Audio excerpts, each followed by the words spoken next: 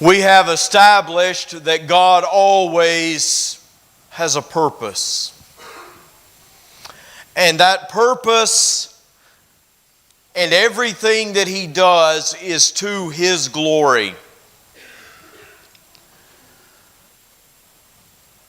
Could that plan cost me time in prison? Could that plan lead to torture?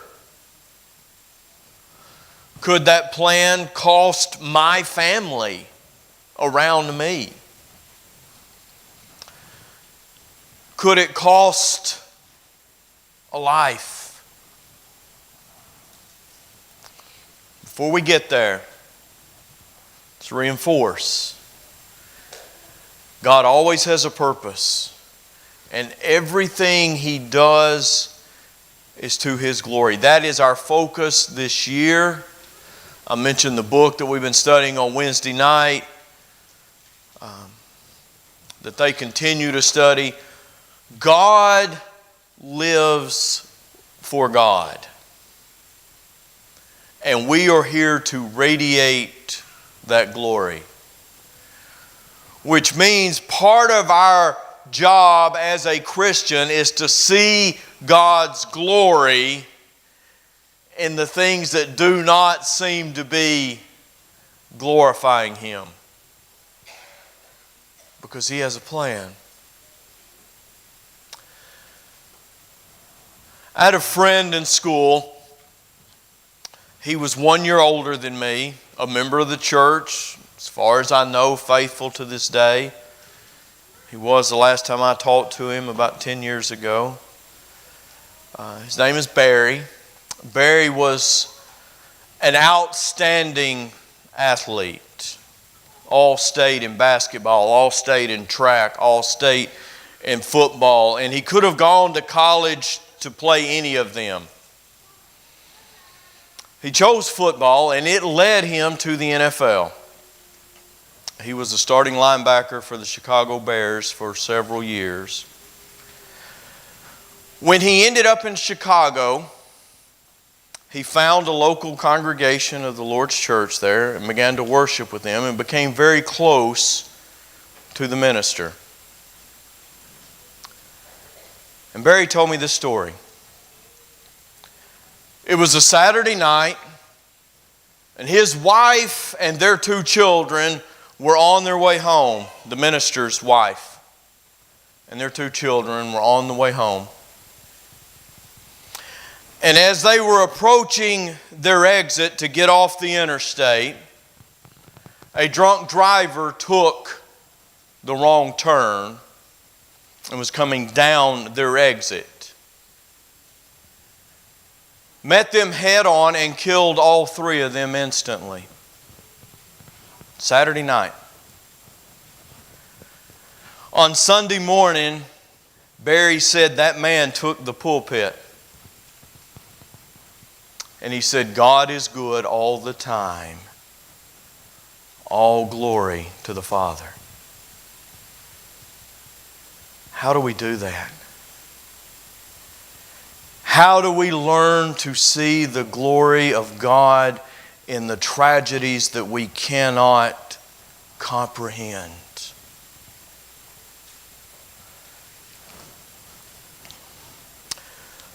Regardless the cost, God lives for God, and He calls me to radiate that glory in everything that I do. And to learn to see that glory in everything that I see. Based on the evidence in the book. See, sometimes we want to view Christianity not through this book, and I'll explain that in a minute. But based on the evidence in the book, a life lived in the light can and will have tragedy. It will have bumps in the road. It will have obstacles. It will have the moments when I struggle to see the glory of God in the events. Now here's the explanation. The problem with that is, and we talked about this in detail in our class, we live in the United States of America. We are the most blessed people in the history of the world. That means we see Christianity through American glasses. If we never step outside the borders of our country, that's the only way we can see Christianity. Because we're 2,000 years removed from the last of the history written in this book, if we do not go back and see it through the eyes of first century Christians, that's the only way we see Christianity. So for us, if we're honest, Christianity seems like a pretty cushy job. We get to practice our Christianity in the air conditioning with walls around us. We get to practice our Christianity under a flag of freedom and liberty and protection. And as far as any of us can remember, our nation has always come out on top. You go back to the Revolutionary War when we gained our independence.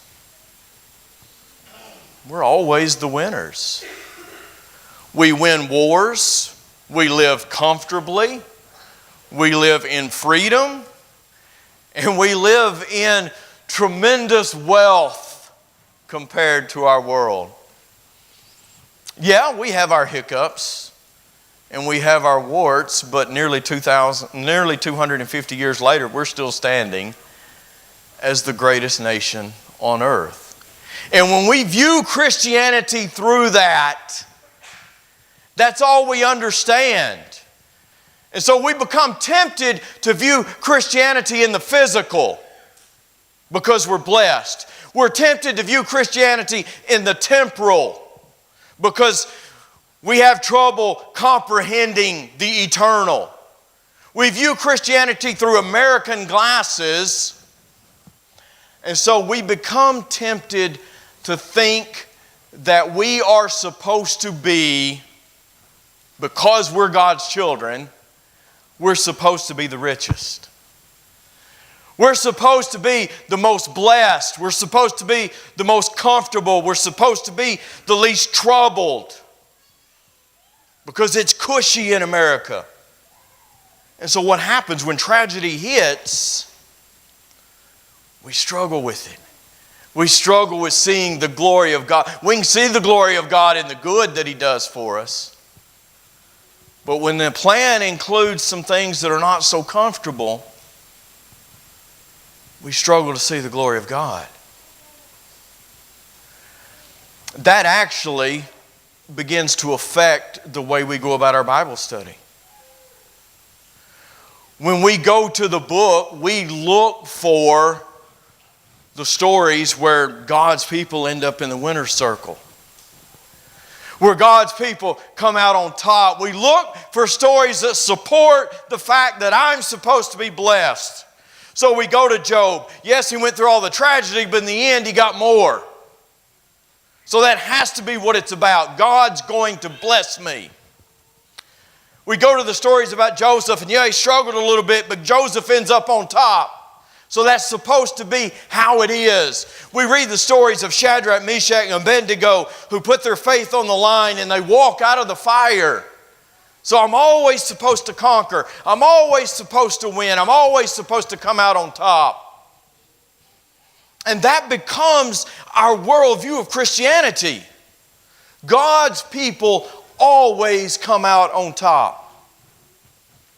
So we're going to make 3 observations this morning. Number 1, Job, Joseph, Shadrach, Meshach, Abednego, Daniel coming out of the lion's den, those are actually the exceptions in the book and in the history of God's people. Number 2, there are lessons outside of the winner's circle. In the story of Job, there are lessons about his children.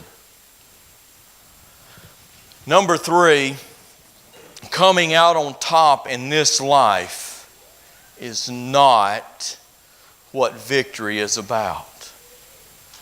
It's not what God's definition of victory is. So let's start with number 1. Job, Joseph, Shadrach, Meshach, and Abednego, Daniel in the lion's den. Those are exceptions. The evidence, don't have to go any farther than the book of Acts. Christians living the plan, walking in the light, doing exactly what God has told them to do, are run out of Jerusalem. They're being imprisoned on a daily basis, and they're being murdered. First by the Jews, and then by the Romans. They're dying for the cause. They are not, in our view, coming out on top. They're not winning in this life. Stephen is stoned. Take a minute one day and read Stephen's message.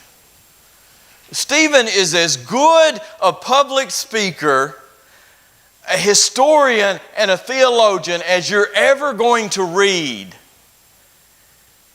And we get exactly one lesson from him before they kill him. Did he come out on top? Not by our American view of Christianity. All of the apostles, history tells us, die violent deaths. They're beheaded. They're crucified upside down, except John. John gets to die a natural death after being boiled alive, surviving it, and then being exiled to the Isle of Patmos, and then brought back to die a natural death. Think of the history recorded in Fox's Book of Martyrs, and if you've never read it, you need to do so. But you might want to do so on an empty stomach. It's not a pretty picture. Christians are sewn into the skins of animals like sheep, prey animals, so they can be torn apart by lions and wild dogs as entertainment. Christians are clothed in wax shirts, tied to posts and set on fire to light Nero's garden when he has parties. A man named Lucian had his arms and legs tied and then stretched with pulleys until his joints dislocated. He was scourged with a wire whip. They poured boiling oil and tar on him. They applied fire to his sides and his armpits, and then they put him back in prison and let him die by himself. By American theology, do we come out on top? A lot of people didn't. Is it fair? Not by our standard. Not by the way we think about it.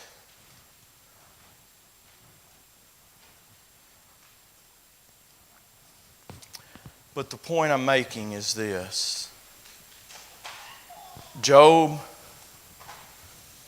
he's an exception to the rule. God doesn't always come back and give us everything we've lost plus more.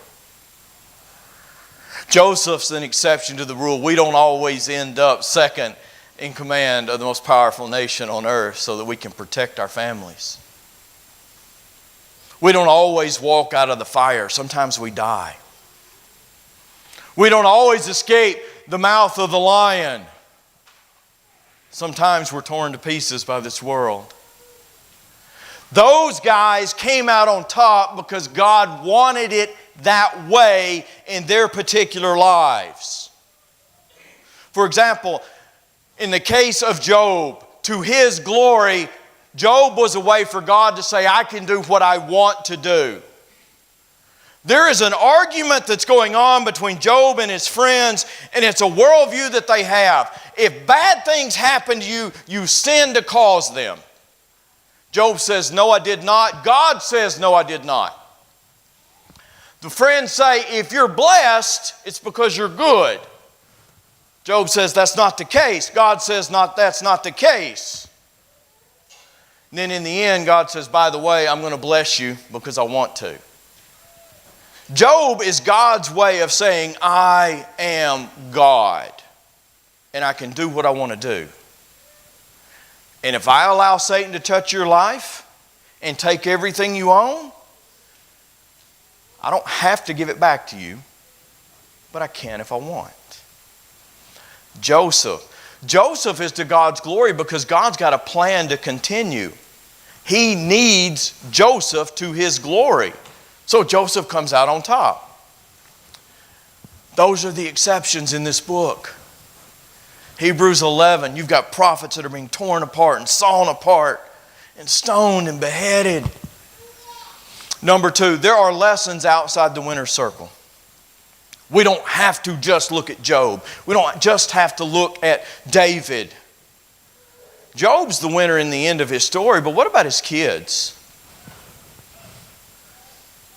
Satan is allowed to touch Job's life, and it cost every one of Job's children their lives. Are there lessons there? Well, if they're faithful, and they had a faithful father, so it's certainly possible, they got to go home early. Did they win? By God's standard. But let's say they're not faithful. Are there still lessons to be learned there? It was still to God's glory. God revealed His glory to Satan. Satan's walking about on the earth, and he makes his appearance with the sons of God before the throne. And God draws him into the conversation. And God points at Job, and God says, that's my glory. You cannot get to him no matter what you do. So was there glory in the death of Job's kids? Absolutely, because Satan couldn't win. God revealed His glory to Job. That whole conversation with Job. Where were you when I laid the foundations of the world? Job, I don't have to answer your questions. I'm God. He revealed His glory through Job and came back to bless him. He revealed His glory by saying, I can do what I want to do. So was there glory outside of the winner's circle in the death of Job's children and his servants and the loss of his property? Absolutely. Because of the way God handled Himself and because of the way Job handled himself. What about the 70,000 who died because of David's sin? David counted the people. David pointed at himself. And 70,000 innocent people died. Where's the glory? The glory is God saying, it's about me, it's not about you. If I wanted you to count to see how many I had, I would have told you so. Don't be counting them for your sake. David, point at me. It's about me. What about Korah's family? And this is where I told you we would be in the book of Numbers. Is it God's glory? Absolutely. Do not trifle with me. Don't play with me. I put Moses in charge. I gave him Aaron. Do what they tell you to do. This is not about you. It's not about them. It's about me. Watch. Numbers chapter 26 verse 10. Then we're going to go back to chapter 16. And the earth opened up its mouth and swallowed them up, along with Korah. So it swallowed up a bunch of them and then Korah. When that group died, when the fire devoured 250 men, Underline this in your mind, underline it on your tablet, underline it in your Bible if you do that kind of thing, so that they became a warning sign. Outside the winner circle, people dying because of Korah's rebellion, and God says, hey, I'm warning you. It's about me. Whoops. God killed. No death angel, no natural catastrophe. God killed Korah's family, the families of the others, and the other 250 as a warning. That's exactly what the Lord said. That is exactly what the Lord said. Look at where it happens in Numbers chapter 16. Verses 19 through 22. Listen to the language. Separate yourselves from among this congregation, that I may consume. Oh, pardon me, back to verse 19. Korah assembled all the congregation against them at the doorway of the tent of meeting, and the glory of the Lord appeared. Do you think God's about to make a point? Do you think God is saying, this is about me? The glory of the Lord appeared. And he spoke to Moses and Aaron, separate yourselves from among this congregation, that I may consume them instantly. They fell on their faces. Oh God, thou God of the spirits of flesh, when one man sins, wilt thou be angry with the entire congregation? And what's about to happen, God says, absolutely. If that is how I choose to handle it. Now then, verse 27.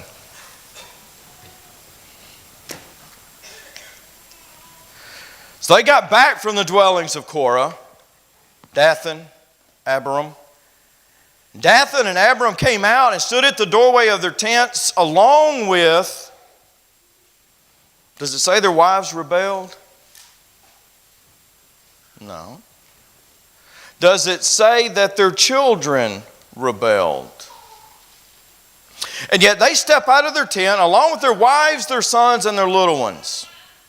And Moses tells them, by this you shall know that this is about the Lord, that the Lord has sent me. This is not my doing. If these men die, the death of all men, or if they suffer the fate of all men, then the Lord has not sent me. But if the Lord brings about an entirely new thing. So if they live long enough to die a natural death, this isn't about God. But if they die instantly, if the Lord brings about an entirely new thing and the ground opens up and swallows them and all that is theirs, and they descend alive into the depths, into Sheol, then you will understand that these men have spurned the Lord. It's about His glory, God's glory. God is making a point beyond Korah, beyond the other rebels. It is a warning. It is a statement about the importance of the family unit and telling Israel how to handle her business down the road. P.S., if you follow down just a little deeper in the chapter, when the people come back and complain the next day, God wipes out another 14,700 of them. Is there glory in the death of Korah and his family? Absolutely. Because God is pointing to Himself. Don't mess with me. Not everyone ends up in the earthly winner circle. And yet there are still lessons to be learned. And it still brings God the glory. Now then, last part, Romans chapter 8. Coming out on top in this life is not what victory is about. It has never been God's definition of victory. Romans chapter 8 is one of those chapters that we love. It is one of those chapters where God causes all things to work together for good. It's that chapter where we overwhelmingly conquer. It's that chapter where nothing can separate us from the love of God. And yes, they are beautiful statements. But if that is all we get out of Romans chapter 8, those become winner circle verses. And they're out of context. So Romans chapter 8, starting in verse 18. I consider that the suffering of this present time sufferings are not worthy to be compared with the glory that is revealed to us. No comparison. We're going to get glory at some point, but it may be that we suffer in this life to get to it. But he said when we finally get there, we're going to forget all about the suffering. We're going to forget about the cost because the glory is going to be worth it. Now verse 20, look, because it is about Him. The creation was subjected to futility, not of its own will, but because of Him who subjected it. When we messed up in the Garden of Eden, when we sinned, God subjected His entire world to what we're going through now, a fallen world, because it's about Him. And He needs us to understand that it's about Him. And so He said, you now live with the fallen world and you deal with the things that come in a fallen world so that I can make my point. Verse 28, He causes all things to work together for good to those who are called according to His purpose. It's about Him. It's not about me. It's not about Him putting all the things back together so that I conquer, that I'm the victor, that I'm in the winner's circle. It's about His purpose. I love Him. I fulfill His purpose. He wins.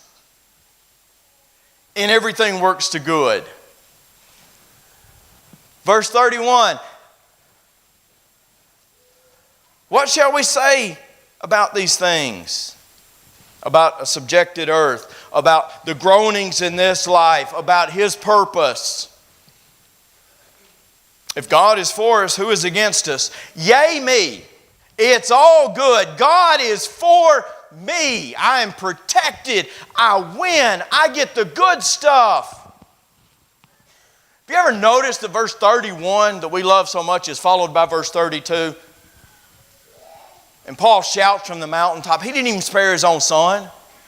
What makes you think you're so special? What makes you think that if you live to His purpose that He's going to spare you? This is about Him. This is about His glory. Verse 35, He loves us through the chaos, absolutely. So that verse 37, we overwhelmingly conquer. We win big time. We don't win by a field goal in overtime. Verse 39, a reminder, it's about Him. Nor height, nor depth, nor any other created thing shall be able to separate us from the love of God. It's about Him loving us. Now, did you see the title when I started? An overlooked preposition.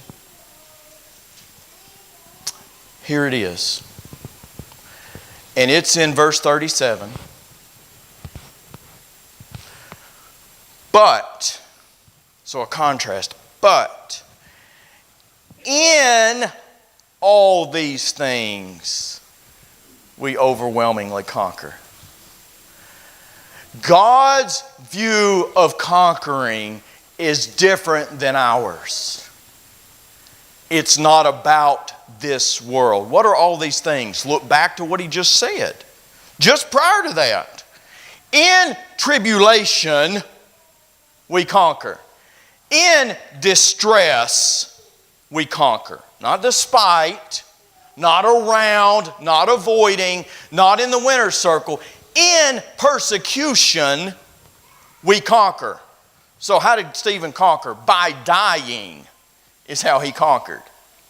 In famine, we conquer. In nakedness, we conquer. Then the quotation there, in death and slaughter, in all these things we overwhelmingly conquer. It's through them. So can God's plan include things that do not seem like victory to me in this life? Yes, without a doubt. Can God's plan cost me and or those around me? Yes. Is it all to His glory? If I conquer through these things, absolutely. To His glory. And then I'm the victor in those things. And what's the saying? When we finally get it, we get it. When we finally understand that, life makes sense. Because it's not about me. It's about Him. And when He gets the glory, I get to bask in that glory.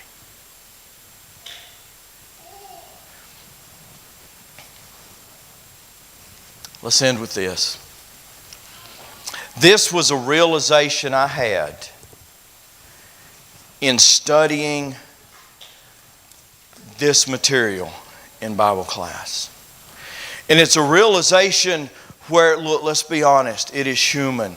It is so easy for us to say, well, God, why is this happening to me and not to so-and-so?